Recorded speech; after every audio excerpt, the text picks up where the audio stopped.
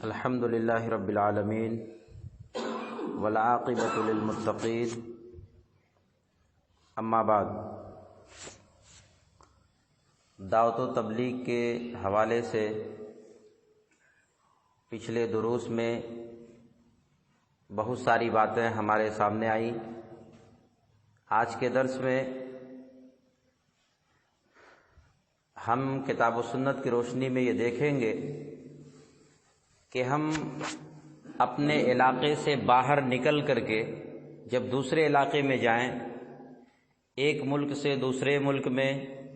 یا ایک اسٹیٹ سے دوسرے اسٹیٹ میں، ایک شہر سے دوسرے شہر میں، تو وہاں ہم دعوت کا کام کیسے کریں۔ کتاب و سنت کے اندر ہمیں کیا رہنمائی ملتی ہے کہ جب ہم اپنے علاقے سے نکل کر دوسرے علاقے میں جائیں تو وہاں سب سے پہلے لوگوں کو کیا دعوت دیں، اسلام کے بارے میں سب سے پہلی بات انہیں ہم کیا بتائیں۔ آئیے پہلے اللہ کے نبی صلی اللہ علیہ وسلم کی ایک حدیث اور قرآن مجید کی ایک آیت کریمہ جو سورہ یوسف کی آیت نمبر 108 ہے آپ کے سامنے رکھتا ہوں۔ اللہ رب العالمین ارشاد فرماتا ہے، قل ھذہ سبیلی، اے نبی آپ لوگوں سے کہہ دیجئے کہ یہی میری راہ ہے، میرا یہ راستہ ہے، ادعو الی اللہ، اور میں تم لوگوں کو اللہ کی طرف بلاتا ہوں، علی بصیرۃ انا ومن اتبعنی، میں اور میرے متبعین، میں اور میرے ماننے والے یہ سب کے سب بصیرت پر ہیں، وسبحان اللہ، اور اللہ کی ذات پاک ہے، وما انا من المشرکین،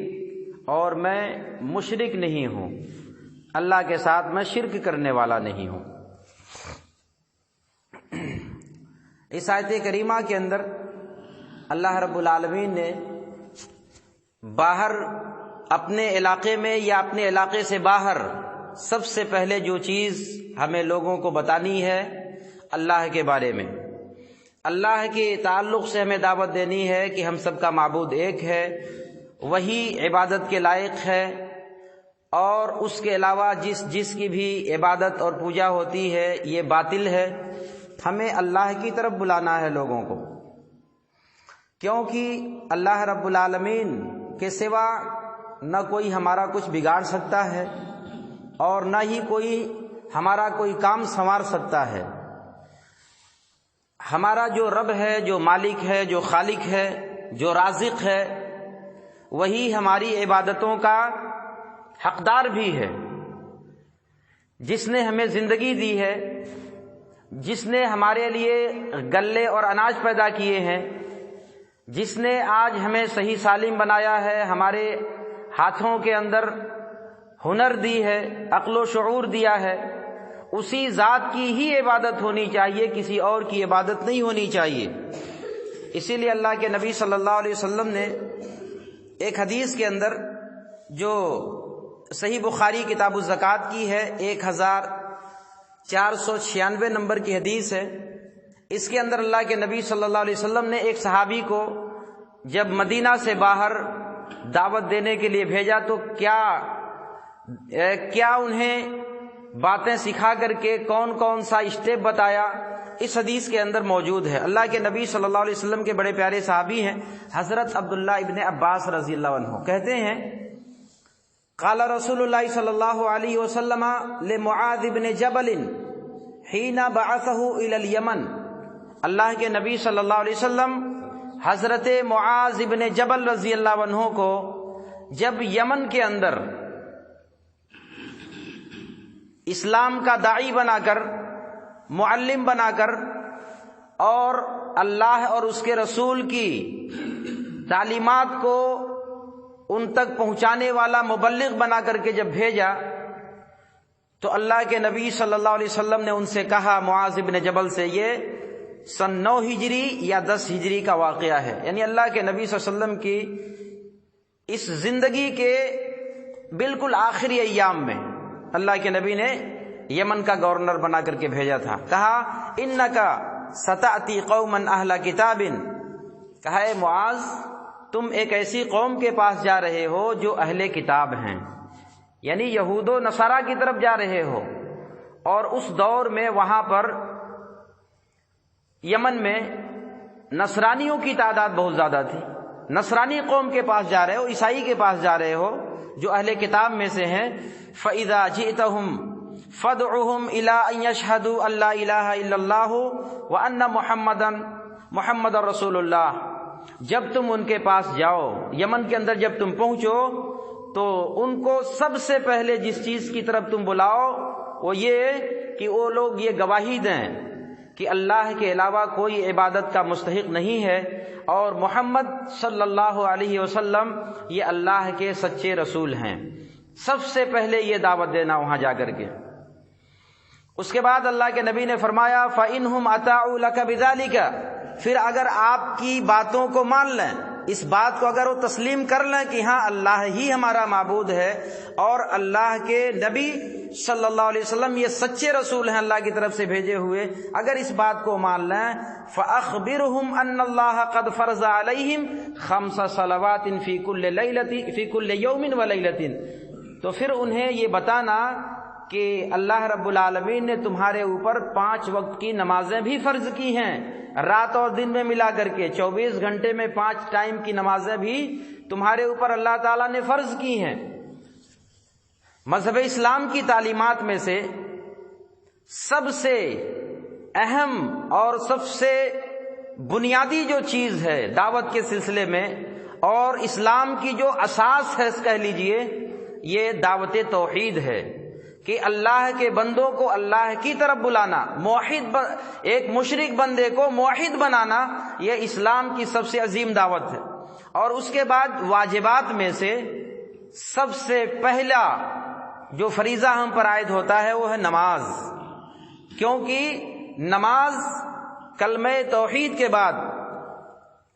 مسلمان ہونے کے بعد سب سے پہلی چیز جو عائد ہوتی ہے واجبات میں سے وہ نماز ہے، اور یہی وہ نماز ہے جس کے بارے میں قیامت کے دن سب سے پہلے سوال بھی ہوگا. تو اے معاذ ان کو یہ بتانا کہ 5 ٹائم کی نمازیں بھی تم پر فرض کی گئی ہیں. فَإِنْهُمْ أَطَاعُوا لَكَ بِذَلِكَ، پھر اگر تمہاری اس بات کو بھی وہ مان لیں، نمازوں کی پابندی کرنے لگیں، نماز پڑھنے لگیں، فَأَخْبِرْهُمْ أَنَّ اللَّهَ قَدْ فَرَضَ عَلَيْهِمْ صَدَقَةً، تو ان کو بتانا کہ اللہ تعالیٰ نے تمہارے اوپر زکوٰۃ کو فرض کیا ہے. تم میں سے جو مالدار لوگ ہیں، جو صاحب نصاب کو پہنچ گئے ہیں، ان کے مال میں زکوٰۃ ہے. تُؤْخَذُ مِنْ أَغْنِيَائِهِمْ، جو تمہارے امراء سے، تمہارے امیروں سے لیا جائے گا. فَتُرَدُّ عَلَىٰ فُقَرَائِهِمْ، اور تمہارے فقیروں میں تقسیم کیا جائے گا. یعنی یہاں کے جو مالدار لوگ ہیں، جو امیر لوگ ہیں، ان کے مالوں میں ان کے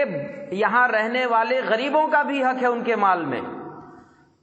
2.5% کے حساب سے وہ زکوٰۃ نکالیں گے اور وہی امیروں کا زکوٰۃ لے کر کے غریبوں میں تقسیم کر دیا جائے گا. فَإِنْهُمْ أَطَاعُوا لَكَ بِذَلِكَ، اللہ کے نبی نے فرمایا پھر اگر اس بات کو بھی مان لیں اور زکوٰۃ دینے لگیں، فَإِيَّاكَ وَكَرَائِمَ أَمْوَالِهِمْ، تو اے معاذ تم ان کے عمدہ مال لینے سے اپنے آپ کو بچانا. یعنی جو ان کا عمدہ مال ہے اس مال کو زکوٰۃ میں زبردستی نہ لینا، کیونکہ اللہ کی راہ میں وہ اپنے حساب سے درمیانی اعتدال کے ساتھ وہ اپنے حساب سے زکوٰۃ نکال کے دیں گے. کہیں ایسا نہ ہو کہ ان کا جو عمدہ مال دیکھو، کوئی اچھا سا جانور دیکھو یا کوئی قیمتی چیز دیکھو، اسے زکوٰۃ کے طور پر ان سے مانگو، ایسا مت کرنا. وَاتَّقِ دَعْوَةَ الْمَظْلُومِ، اللہ کے نبی نے فرمایا کہ یہ ظلم ہوگا اگر ایسا کرو گے تو. کہیں ایسا نہ ہو کہ وہ تمہارے حق میں بد دعا کر دے یا اس کی آہ لگ جائے. اللہ کے نبی نے فرمایا مظلوم کی بد دعا سے اپنے آپ کو بچانا. فَإِنَّهُ لَيْسَ بَيْنَهُ وَبَيْنَ اللَّهِ حِجَابٌ، کیونکہ اللہ کے درمیان اور اس مظلوم کے درمیان کوئی حجاب نہیں ہوتا ہے، کوئی پردہ نہیں ہوتا ہے، کوئی آڑ اور رکاوٹ نہیں ہوتی ہے. ایک مظلوم جب اللہ سے بد دعا کرتا ہے تو اللہ رب العالمین اس کی بد دعا کو قبول کر لیتا ہے. اس لیے ان کے عمدہ مال کو زبردستی نہ لینا، اگر خوشی سے دیں تو لینا، زبردستی مت کرنا۔ تو اس حدیث سے بھی یہی بات معلوم ہوتی ہے کہ ہم جب بھی دعوت کا کام نئے سرے سے کہیں شروع کریں تو اللہ کی توحید کی دعوت دیں، لوگوں کو ایک اللہ کی طرف بلائیں کہ جو تمہارا خالق ہے، جو تمہارا مالک ہے، جو تمہاری موت و حیات کا مالک ہے، وہی تمہاری عبادت کا بھی مستحق ہے۔ لوگوں کو اللہ کی طرف بلایا جائے، یہ سب سے پہلا یہ فریضہ ہم پر عائد ہوتا ہے۔ اللہ رب العالمین سے دعا ہے کہ اللہ تعالی ہم تمام لوگوں کو کما حق ہو دعوت دین کا کام کرنے کی توفیق عنایت فرمائے۔ اللہ رب العالمین ہم تمام لوگوں کو اس دنیا کے اندر رہ کر کے زیادہ سے زیادہ مذہب اسلام کی خدمت کرنے کی توفیق عنایت فرمائے۔ وآخر دعوانا ان الحمد للہ رب العالمین۔